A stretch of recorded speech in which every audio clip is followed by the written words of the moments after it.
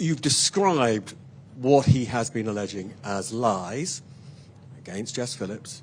This morning, he said you should be in prison.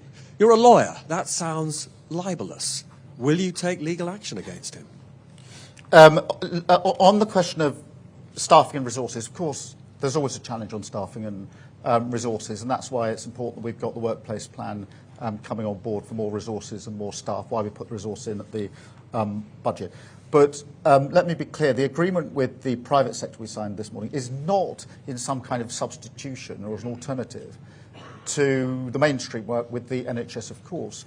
But through reform and efficiencies, we can make a material difference. It is worth, if you have time, I mean this in the proper sense, to talk to some of the staff here, because they've talked me through this morning some of the innovations that they've gone through that are cutting time the whole time. They're getting through many, many appointments here, the way they're processing the cases. This has all come from them.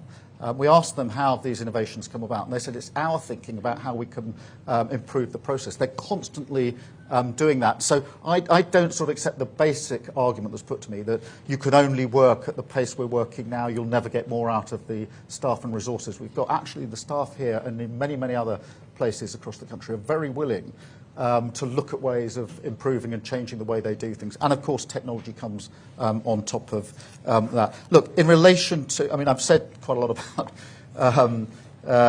the various lies and misinformation that are put out there. My record is, it's open. I mean, there was nothing secret about being Director of Public Prosecutions. Every single case I prosecuted went to court and was looked at by a judge.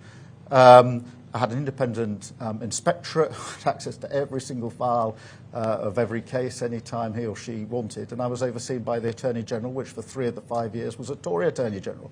So that record, I mean, and so in a sense, rather than me trying to say any more about what I did when I was in office, you can access this material, you know where it is, you know what the facts are.